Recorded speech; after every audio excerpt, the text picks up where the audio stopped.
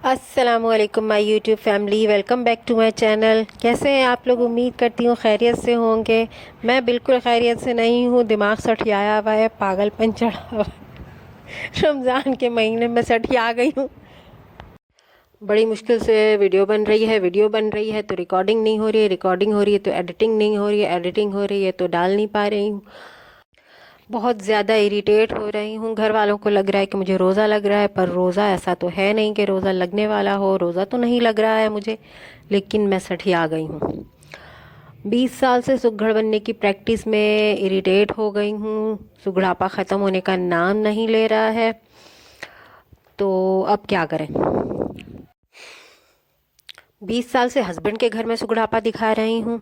उससे पहले माँ बाप के घर में सुगड़ापा दिखा रही थी, क्योंकि सबसे बड़ी मैं थी। फिर ससुराल गई तो भी सबसे बड़ी मैं थी, वहाँ भी सुगड़ बनना था मुझे। ससुराल से अलग हुई तो फिर अपने घर में अपने बच्चों की वालदा माजदा मैं ही थी, अपनी घर की केयर टेकर मैं थी, और गुड लफ्ज़ों में बोलें तो हाउस वाइफ हूँ मैं। बोलने में कितना खूबसूरत लफ्ज़ है ना, हाउस वाइफ। क्योंकि 24 घंटे सर्विस देने वाली, काम वाली बोलने में तो शर्म आता है, इसलिए हम बोलते हैं हम हैं हाउस वाइफ।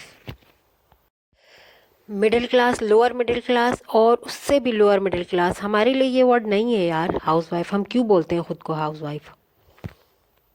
किसी मैटरनिटी होम की तरह फुल टाइम 24 घंटे की सर्विस देनी पड़ती है, तो हम हाउस वाइफ कैसे हुए भाई? और सुघड़ सुघड़ बनते जाओ, सुघड़ापा दिखा दिखा के ये हालत हो गई है कि किसी का किया काम भी पसंद नहीं आता। अगर कोई कर दे मजबूरन तो उसका काम देख देख के गुस्सा आता है। अजीब बीमारी लग जाती है या खुदा। हमारा नाम होना चाहिए मल्टी टास्कर वुमेन। वैन वाले के पैसे बचाती है, मासी के पैसे बचते हैं, कुक के पैसे बचते हैं, प्लस सुघड़ सिलाई के पैसे बचते हैं। अगर सिलाई आती है तो सिलाई के भी पैसे बचते हैं। और क्या होता है? केचप घर में बनाना है, मेयोनीज़ घर में बनाना है, हर चीज़ घर में बनाकर खाना है, क्योंकि बाहर की चीज़ अनहेल्दी होती है। लाइफ की बैंड बजी रहती है, लेकिन आपको मुस्कुराना है, क्योंकि आपको अच्छा नज़र आना है। अगर पढ़ी लिखी है तो ट्यूशन के पैसे बचते हैं। कम खर्च में घर साफ रखना है, कम खर्च में घर सजाना है, कम खर्च में बच्चों को पढ़ाना है, कम खर्च में बच्चों को कपड़े अच्छे से अच्छा पहनाना है, कम खर्चों में आपको अच्छे से अच्छा दिखना है, और शौहर की तनख्वाह भी बचानी है। Please somebody help me out of this, please. या अल्लाह प्लीज़ हेल्प मी। मुझे अमीर बनना है, मुझे अमीर बना दे। यूट्यूब पे जब देखती हूँ ना घर चलाने के तरीके, सेविंग करने के तरीके, और ये तरीके और वो तरीके, तब दिमाग जल जाता है। मैं ये नहीं कह रही हूँ कि वो लोग गलत हैं, लेकिन मैं यही सब तो कर रही हूँ यार, और कितना।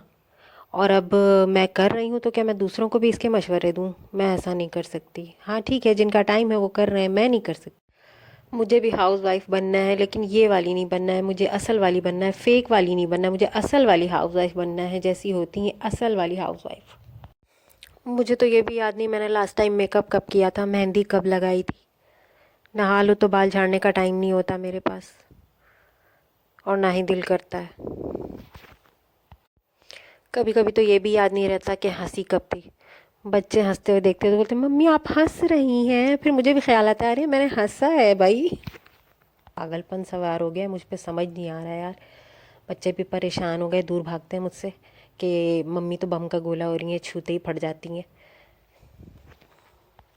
आजकल मैं पकी रहती हूँ और पकाती रहती हूँ खाना, और आज के खाने में मैंने बनाए हैं दाल और चावल, सिंपल और सादा, क्योंकि आज मैंने बहुत ज़्यादा ऑयली पकोड़े और दूसरी चीज़ें बनाई। छोले बनाए, दाल बनाए, दाल चावल चने बनाए मैंने, पकोड़े तले मैंने बहुत सारे, दाल के सिल पे पीसी दाल, वही मेरा दिमागी कीड़ा, मैंने सिल पे पीसे हैं दाल।